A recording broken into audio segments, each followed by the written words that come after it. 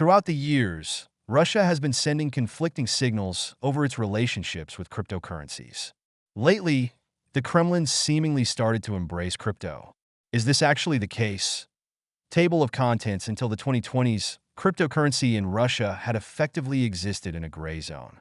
In July 2020, President Vladimir Putin signed a digital finance asset regulation that allowed crypto transactions while prohibiting residents from using crypto as a means of payment. DFAs can be used by the banks registered with the Russian Central Bank, known as the Bank of Russia.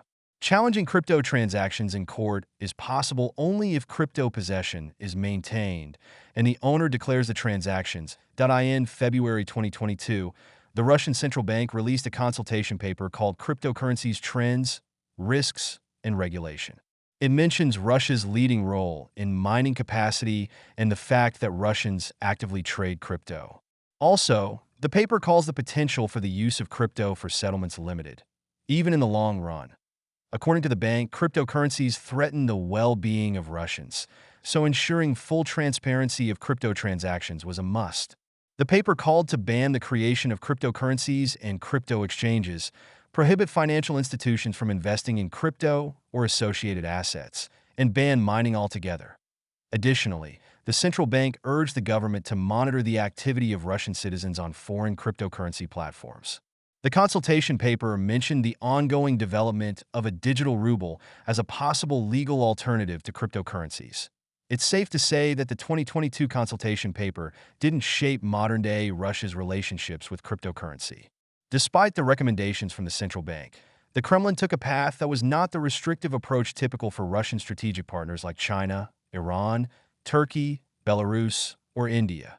The surface reason for this crypto thaw is simple: Russia became more favorable towards crypto as the Western sanctions narrowed the space for overseas trade. On December 25, 2024, in an interview on the TV channel Russia 24, Finance Minister Anton Siluanov admitted that Russian companies increasingly use Bitcoin for international trade, and Putin is not going to hurdle this process.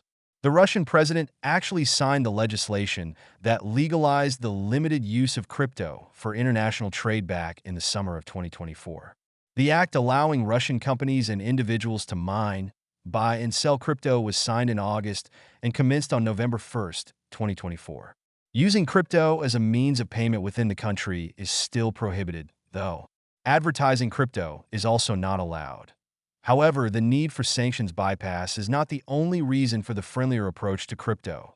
Crypto is famous for its independence from governments, but that's not the only reason why the Russian government resorted to using this asset that its strategic opponents cannot block.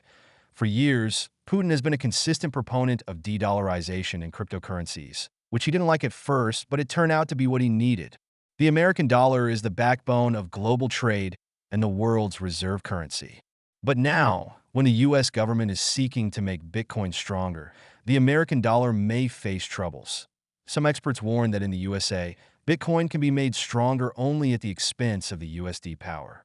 So, Bitcoinization of America is de-dollarization. More than that, foreign trade made via Bitcoin instead of USD is playing against the dollar. As USD is not Russia's national currency, the Kremlin doesn't lose more than America when it brings more Bitcoins to the game, as Bitcoins harm the dollar more than the ruble.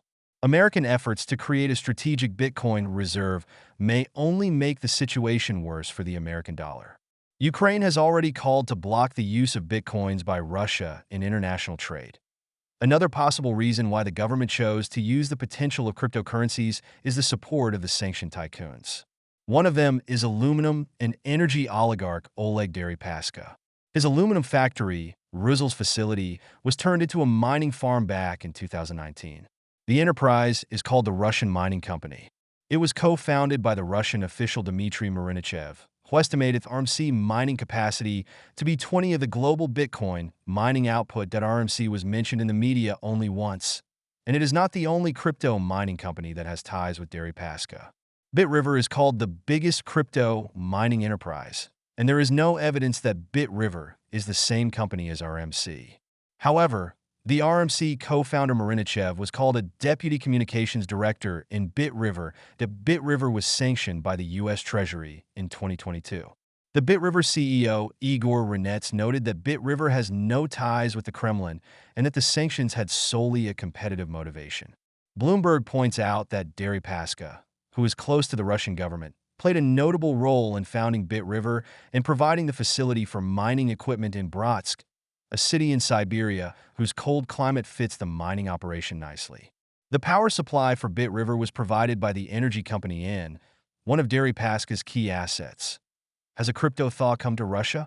It seems so, but the thaw is far from being summer or spring. Rather, it is a short defrosting period, a time for hope. Like the Khrushchev thaw, it is a time when the pressure gets weaker and new opportunities for elites and some individuals come. Time will show what's next.